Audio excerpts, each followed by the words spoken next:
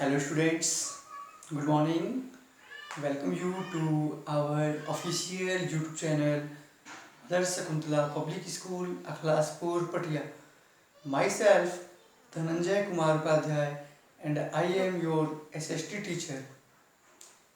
In previous video, we have to learn lesson 1, democracy. In this chapter, in previous video, we all understand about what is democracy, what is the features of democracy, what are the goals of democracy, what is equality and how many types of equality. But in this video we have to learn about the other forms of inequality and enhancing the human dignity. Okay, I request to all of you, those students who don't understand any type of topic and anything, he arise question with me and I try to solve your questions very easily. अगर आपको मेरे किसी भी point को या किसी भी topic को पढ़ाने में अगर कोई प्रॉब्लम हो रही हो तो आप मुझसे क्वेश्चन एराइज करेंगे और मैं पूरी कोशिश करूंगा कि मैं आपके क्वेश्चन का आंसर दे दूं। तो चलिए हम स्टार्ट करते हैं आज का अपने सेशन, यानी कि हमारा चैप्टर का नाम क्या है, डेमोक्रेसी। डेमोक्रेसी तुम लोग जानते हैं कि डेमोक्रेसी क्या है, फिर से एक बार बता देते हैं हम। Democracy is the form of government in which the ruling activities are included in to the people, for the people and by the people। जनता के लिए, जनता पर किए गए शासन को क्या कहते हैं हम लोग, लोकतंत्र यानी कि डेमोक्रेसी कहते हैं। हम पिछले वीडियो में इक्वलिटी के बारे में बात की थी। What is equality? Equality means समानता, यानी कि सोसाइटी में जितने भी लोग हैं सभी लोगों को एक समान माना गया है। इसमें हम लोग दो इक्वलिटी के बारे में पढ़े थे। कौन कौन सा? Political equality and economical equality. Political equality में हम लोगों ने क्या देखा कि जो भी सिटीजन्स ऑफ इंडिया हैं वो सभी क्या हैं, इक्वल हैं। कैसे? यूनिवर्सल एडल्ट फ्रेंचाइज के थ्रू। अब यूनिवर्सल एडल्ट फ्रेंचाइज क्या है ना? तो यूनिवर्सल एडल्ट फ्रेंचाइज क्या है कि यूनिवर्सल एडल्ट फ्रेंचाइज इज, इसमें क्या होता है कि जिस व्यक्ति की उम्र 18 साल की हो जाती है उसको वोट देने का राइट होता है, यानी कि the citizens of India whose age is 18 years old he right to vote, है ना।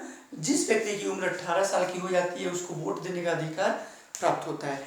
हम इकोनॉमिकल इक्वलिटी में क्या देखें कि सोसाइटी में क्या है, कुछ लोग अमीर होते हैं, कुछ लोग गरीब होते हैं, है ना। जो अमीर होते हैं वो क्या करते हैं, गरीब लोगों के साथ बुरा व्यवहार करते हैं, बैड बिहेवियर करते हैं, है ना। तो इन चीज़ों को देखा हम लोगों ने। आज हम देखते हैं अदर फॉर्म्स ऑफ इनइक्वलिटी। अब ऐसे कौन कौन से और तरीके हैं जिनके द्वारा हमारे समाज में क्या है, इनइक्वलिटी देखी जाती है। तो देखिए कौन कौन सा इक्वलिटी है। पहला है हमारा कास्ट, सेकंड है जेंडर,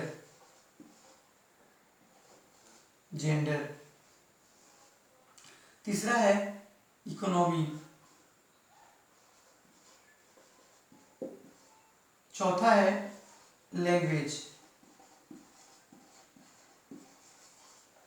ठीक है, यानी कि ऐसे कुछ और जगह हैं, कुछ ऐसे और तरीके हैं जिनके द्वारा हम क्या करते हैं, इनइक्वलिटी, एक दूसरे में भेदभाव करते हैं, डिस्क्रिमिनेट करते हैं, एक दूसरे के साथ भेदभाव की भावना को हम रिप्रेजेंट करते हैं।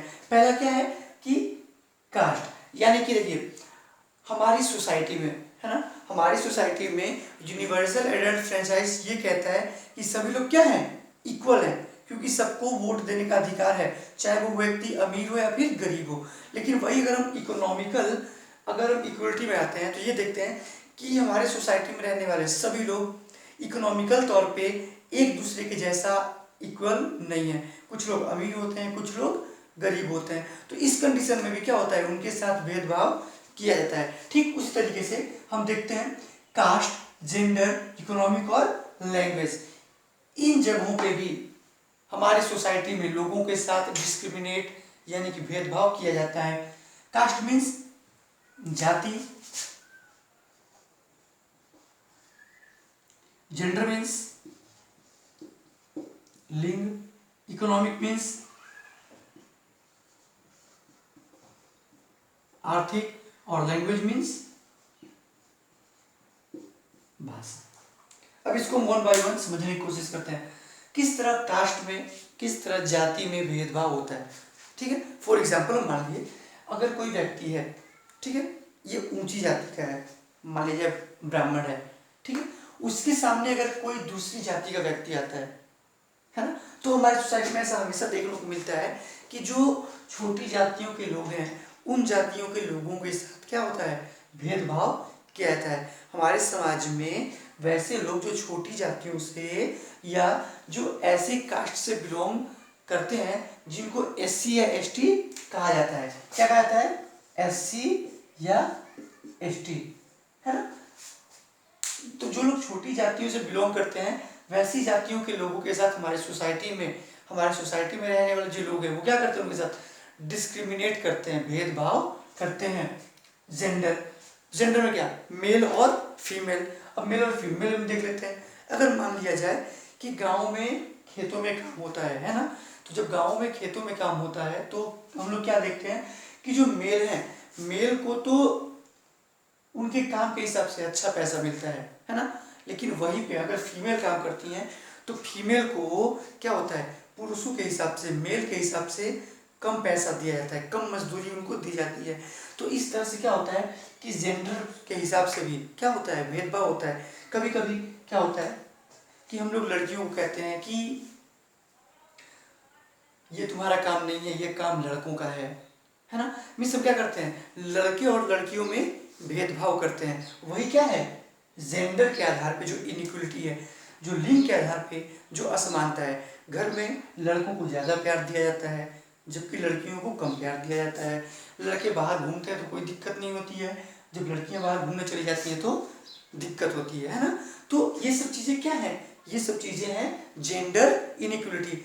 लिंग के हिसाब से समाज में हमारी इनइक्वलिटी, समानता का भाव नहीं है। अगला है हमारा इकोनॉमिक आप लोग जानते ही हैं, जो अमीर होते हैं वो गरीब लोगों को देखना पसंद नहीं करते हैं। उन्हें ये लगता है कि हम अमीर हैं और ये हमारे सामने जो व्यक्ति आया है वो क्या है, बहुत गरीब है। तो जो रिच होते हैं, जो अमीर लोग होते हैं, वो गरीबों की रिस्पेक्ट नहीं करते हैं। तो ये सारे कंडीशंस भी हमारे सोसाइटी में देखने को मिलता है। नेक्स्ट है लैंग्वेज। जैसे मान लिया जाए कि हम लोग भोजपुरी बोल रहे हैं, ठीक है, अब हम हरियाणा चले जाएं या फिर पंजाब चले जाएं तो वहाँ पे क्या है, हम लोगों के साथ भेदभाव किया जाता है ना। अगर हमको हिंदी बोलना नहीं आ रहा है और हम हिंदी की जगह पे वहाँ पे भोजपुरी जा करके बोल रहे हैं तो हम देखेंगे कि हमारे साथ भेदभाव होता है। जैसे एग्जाम्पल लीजिए, जैसे हम लोग बिहार के रहने वाले हैं तो जनरली हमको लोग क्या कहते हैं, बिहारी कहते हैं।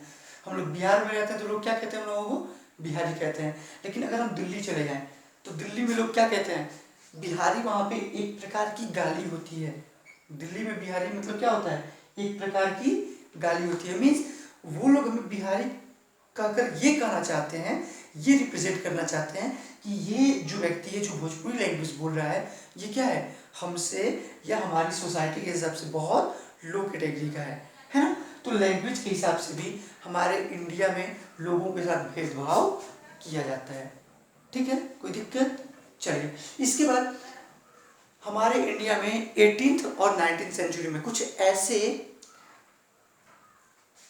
सोशल रिफॉर्मर्स हुए जिन्होंने हमारे सोसाइटी के अंदर फैले जो भी बुराइयां थी, है ना, उन बुराइयों को खत्म करने का उन्होंने प्रयास किया। जैसे राजा राम मोहन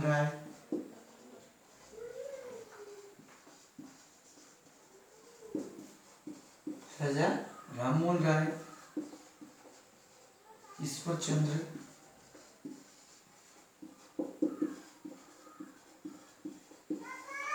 विद्यासागर,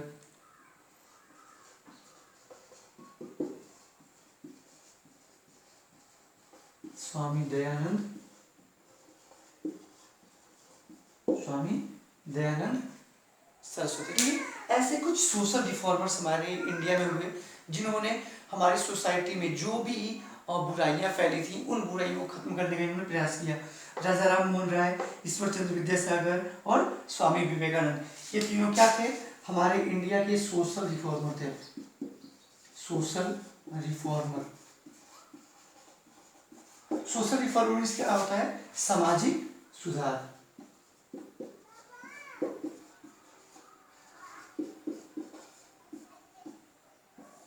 सोशल रिफॉर्मर का मतलब होता है समाज सुधारक, यानी कि जो हमारे समाज में फैली हुई बुराइयों को खत्म कर दे, वैसे पर्सन को हम क्या कहते हैं? सोशल रिफॉर्मर कहते हैं। इसीलिए जब ये देखा गया कि हमारे इंडिया में सभी लोगों के साथ, है ना, या इंडिया के नागरिकों के साथ कास्ट, जेंडर, इकोनॉमिक और लैंग्वेज के आधार पे लोगों के साथ भेदभाव किया जा रहा है, छुआछूत की भावना देखी जा रही है। अगर मान लीजिए कोई ऊंचे कास्ट का व्यक्ति है, अगर उसको किसी नीचे कास्ट के व्यक्ति ने टच कर दिया, है ना, तो इससे क्या होता था? ये माना जाता था कि इसने हमें टच कर दिया, मीन्स हमारा धर्म क्या हो गया? हमारा धर्म भ्रष्ट हो गया है। ठीक है, तो इसीलिए क्या हुआ कि हमारे इंडियन कॉन्स्टिट्यूशन के आर्टिकल नंबर 17, है ना,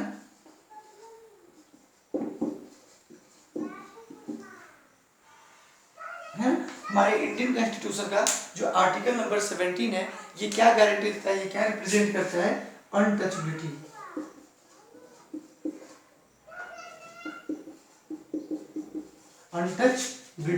अनटचेबिलिटी का मतलब होता है छुआछूत, है। तो इसीलिए हमारे समाज में ऐसे सिचुएशन ना आए कि एक व्यक्ति अगर दूसरे व्यक्ति को टच करता है तो वो दूसरा ये कहे कि नहीं हमारा धर्म भ्रष्ट हो रहा है। इसीलिए हमारे इंडियन कॉन्स्टिट्यूशन के आर्टिकल नंबर 17 में अनटचेबिलिटी की गारंटी दी गई है। अनटचेबिलिटी मीन्स छुआछूत की गारंटी दी है। मीन्स अगर कोई भी व्यक्ति अगर छुआछूत की भावना को डेवलप करता है, छुआछूत की फीलिंग्स को डेवलप करता है, तो वैसे लोगों को आर्टिकल नंबर 17 के हिसाब से क्या किया जाएगा? पनिश्ड उनको किया जाएगा। भारतीय संविधान के अंतर्गत उनको पनिश किया जा सकता है। ठीक है, चलिए अब हम आते हैं नेक्स्ट टॉपिक की तरफ।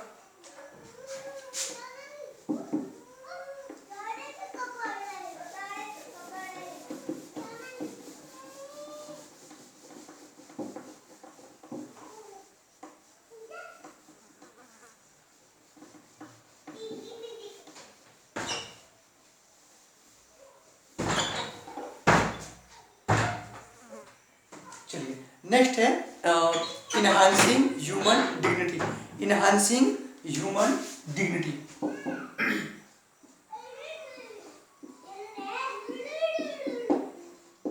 Enhancing human dignity, enhancing human dignity. ठीक है, इनहांसिंग ह्यूमन डिग्निटी का मतलब क्या है कि इंडिया में रहने वाले जितने भी लोग हैं, इन सभी लोगों को हमको रिस्पेक्ट करना चाहिए, उनको आदर करना चाहिए और उनकी डिग्निटी मीन्स उनकी जो गौरव है उसको बढ़ाने की कोशिश करनी चाहिए। कभी कभी हम ये देखते हैं कि जो नॉर्थ ईस्ट इंडिया के लोग होते हैं, नॉर्थ ईस्ट इंडिया के जो पर्सन्स होते हैं, यानी कि ऐसे स्टेट जो 7 सिस्टर के अंतर्गत आते हैं, 7 सिस्टर्स स्टेट, है ना, जैसे सिक्किम, मणिपुर, मेघालय, अरुणाचल प्रदेश, है ना, तो उन राज्यों के जो लोग, जो स्टूडेंट्स रहने वाले हैं और जो दिल्ली, मुंबई या फिर किसी और यूनिवर्सिटी में जाकर के पढ़ाई करते हैं, तो हम हमेशा देखते हैं कि उन लोगों के साथ क्या होता है? भेदभाव किया जाता है। हमारे समाज में नॉर्थ ईस्ट में जो लोग रहते हैं उन लोगों के साथ क्या होता है? हमारे सोसाइटी में भेदभाव किया जाता है। कहीं ना कहीं ये चीज क्या है? गलत है। हमारा इंडियन कॉन्स्टिट्यूशन कहता है कि कानून की नजरों में हम सभी लोग क्या है? We are equal before the eyes of law. कानून की नजरों में हम सभी लोग बराबर हैं। तो फिर क्यों हम किसी एक खास रीजन के लोगों के साथ भेदभाव करें, है ना? इसीलिए हमें किसी भी तरह का कोई भेदभाव नहीं करना चाहिए, चाहे वो लैंग्वेज के आधार पे हो, कास्ट के आधार पे हो, जेंडर के आधार पे हो, फाइनेंशियल कंडीशन के हिसाब से हो, या फिर रीजनल एस्पेक्ट के आधार पे हो। हमें किसी भी प्रकार से किसी भी व्यक्तियों के साथ हमें डिस्क्रिमिनेशन नहीं करना चाहिए, भेदभाव की भावना नहीं रखनी चाहिए, बल्कि सबको एक साथ मिलाकर इक्वलिटी की भावना को डेवलप करना चाहिए। ठीक है, चलिए हम अगली वीडियो में बात करेंगे मिड डे मील के बारे में, है कि गवर्नमेंट ने ऐसे कौन कौन से स्टेप्स लिए हैं जिनकी वजह से हमारी सोसाइटी में इक्वलिटी जो है वो डेवलप हो सके। तो आज की वीडियो में फिलहाल इतना ही। That's all and thank you.